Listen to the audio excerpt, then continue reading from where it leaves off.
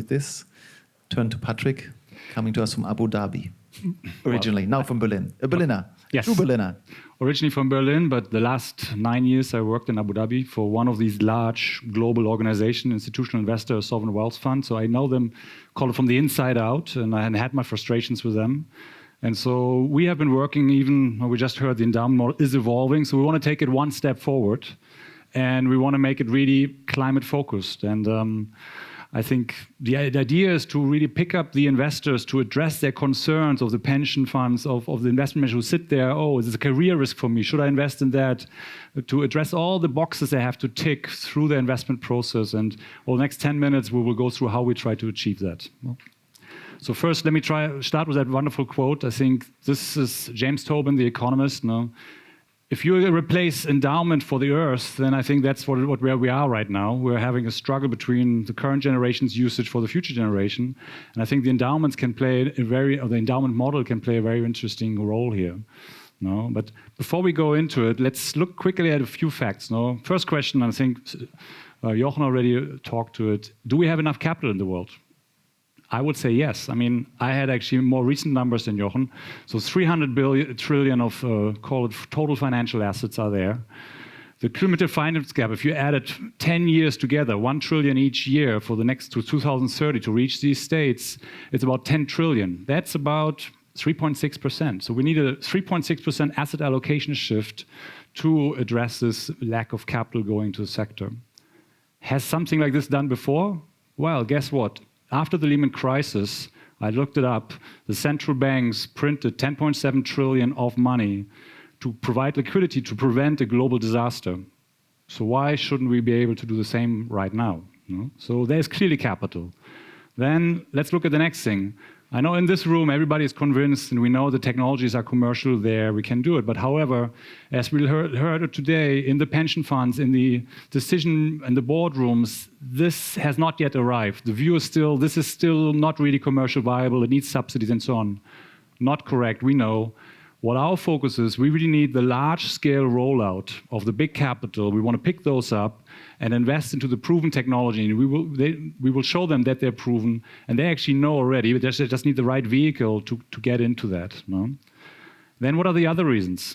There's a disconnect between projects and capital, and here it's important to spend some time on it. Early project risk, planning, construction risk, that's where capital is scarce. That's where the money managers in these institutions, that's not their comfort zone. They don't have that experience. They haven't managed these projects.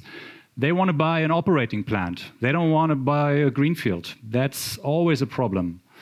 So one reason. Then, as we heard, they invest a lot in public stocks. But public stocks are not equal to additional investment, especially when additional investment outside of their benchmark.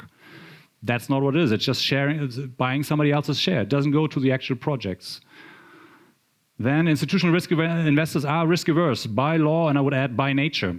So we need to address that. We need to build a product which kind of doesn't set the bar too high, which exactly picks up, call it the low-hanging fruit, the safe fruits for them, and bundles them to the size that they need, and which is very important.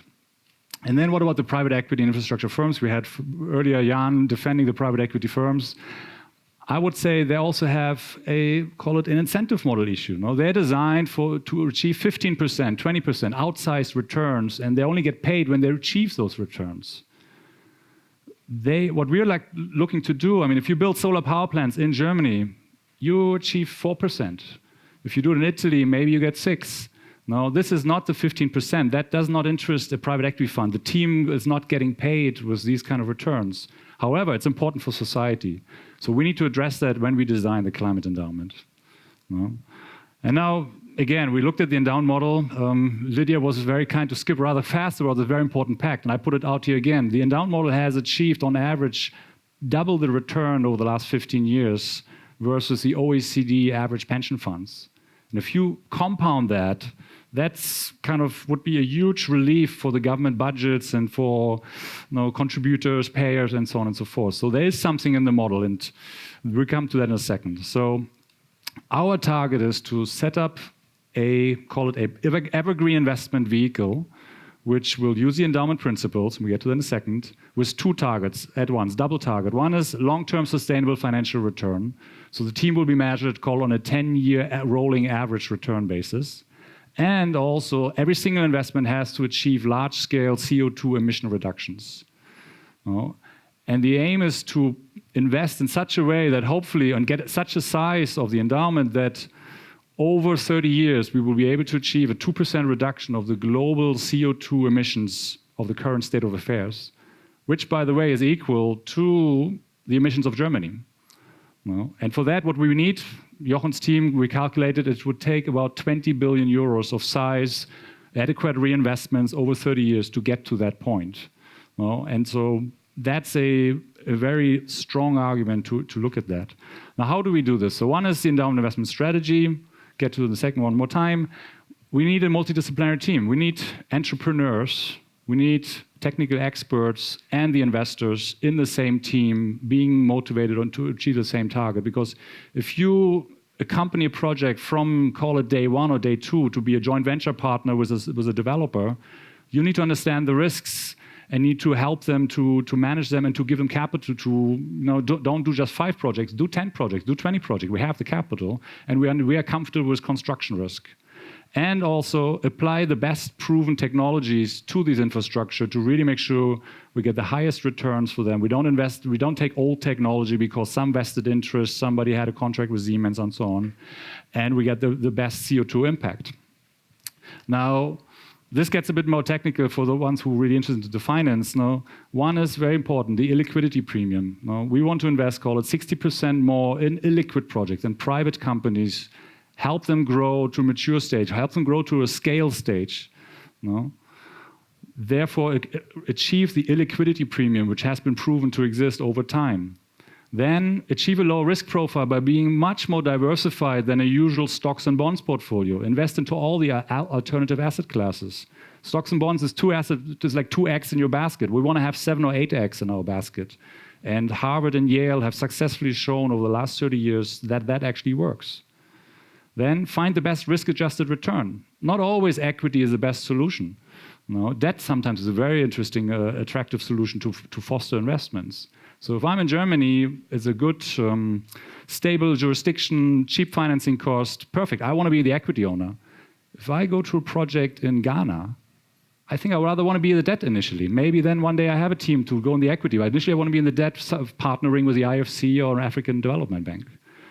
Then we need to achieve significant scale, A, for the project to make them commercially from day 1, B, to lower the management fees, because that's always a big drain, and that's something pension funds care about. They care about, well, how much are we paying all these high-flying Wall Street guys? And the last one, CO2 focus. That's the main criteria, not industry, not like, okay, we only do solar. But, battery, we can't do battery. It's not in our mandate. No. The mandate is CO2 reduction focus. Therefore, if there's new opportunity, new sectors coming up with a new solution, maybe in the wastewater treatment, in the agriculture space, we can shift the capital to there. And when there's a scarcity of capital, also you get decent returns. So what does it look like? Here we have just an example, asset mix, listed equity, listed bonds, infrastructure, private equity. A lot of hard assets, stable assets, to make those people comfortable that this is not venture capital, this is not risk capital, this is like assets which will be there for society, 30 years, monopolistic contracts, visible revenues. And then, yes, you add something around the technology on the bits, but if that doesn't go well, no problem, you got the bulk working. So what are the kind of examples we actually looked at, in fact, which we're working on, is green mobility, electrification of public transport. In Germany alone, we have 35,000 diesel buses operating. We calculated, if you want to replace all of these with whatever solution you want, electric, hydrogen, and so on, you need around 5 billion euro of equity capital over 3-4 years invested. And with that, you would have a 10-year investment horizon where you can probably achieve a 6 to 8% return. Nothing out of the park, but stable. These buses will be used and used and used. Solar roof programs. We have massive amount of unused space on logistics centers, on office towers, where for one reason or the other, whether the owner doesn't like it, whether regulation is too complex and so on, these are not being used to install solar capacity. Well, we can easily install in Europe 10 gigawatts of solar PV power plants on these roofs and make a decent return on that. Actually, on these, interestingly enough, the tenant gets a slightly cheaper price because he will use electricity straight from the roof, doesn't pay to the utility. The owner gets a little bit more rent because suddenly he can rent out the roof. And we also, as an investor, would get slightly better price because we're not selling into the grid. No? So very attractive models here. And last but not least, also water treatment. No? EU directive is coming for treatment of antibiotics, hormones, and other microparticles. All the water treatment systems in Europe need to be modernized over the next couple of years. That requires capital. There are solutions out there which actually can reduce the entire electricity consumption of the entire plants right now and address the new requirements. No? So, putting it all together, we look to create a very large-scale vehicle with evergreen capital, which will address the concerns of very long sustainable returns, low risk profile, and achieve an important impact on the CO2 emissions.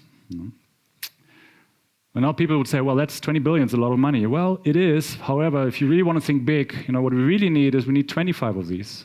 Because then the 2% gets you very quickly to 50% and in the same time span. So let's think big and let's help our pension fund, the managers, to write that check. Thank you very much.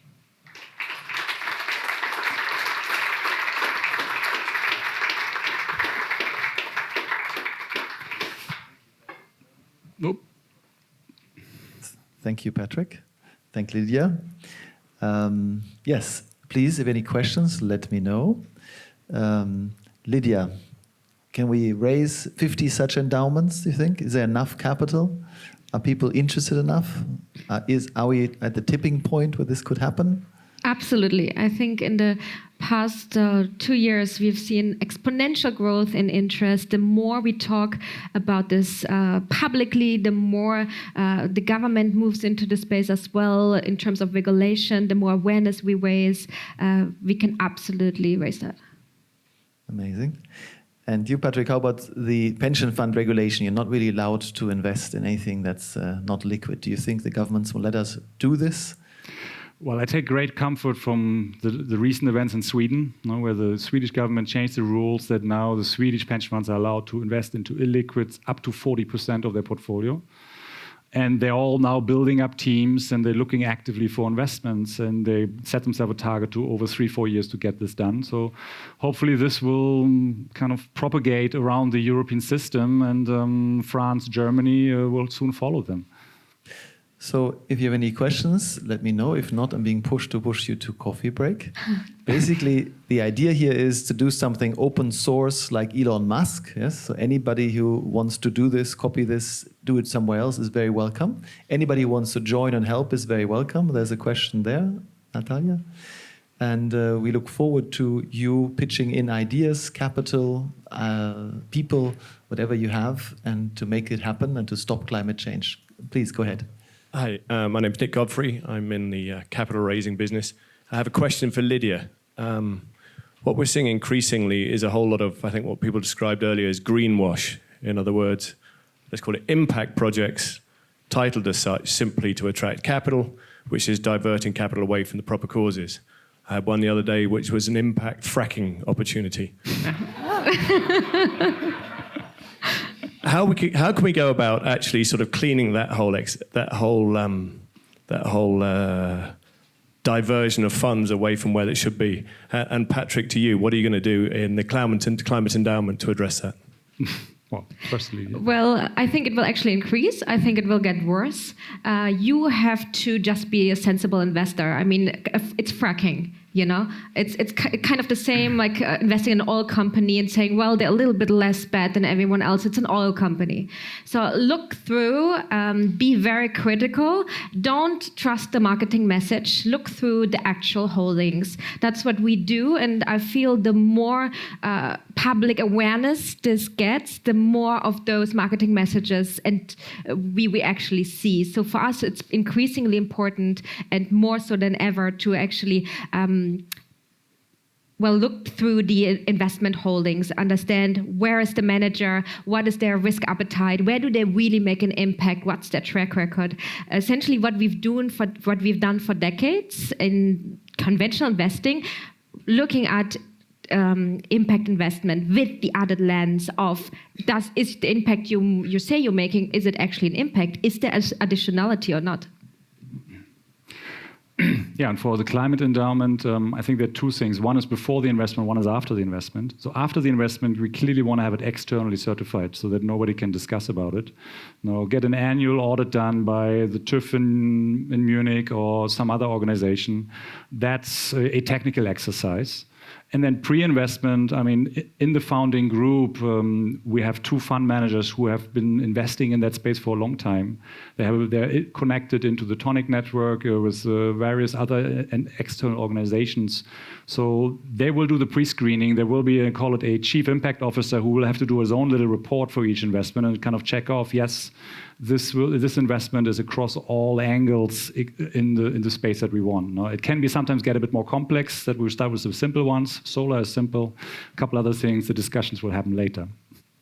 Okay, well, I would like to thank, first of all of you again, because of the Tonic, because of Institutional Investor Group of Climate Change, because of the Stiftung 2 Grad, PIC, and all of you coming, we get these amazing people to do these amazing things. So I'm very, very honored to have Lydia from PAM, Cambridge Associate, you, Patrick, having come back to Berlin from Abu Dhabi. It's been fantastic, and we hope we will have not just 1, but 25 or 50 such climate endowments very soon with the power in this room. And with this, we go to coffee, I think. Yes, thank you. And see you at...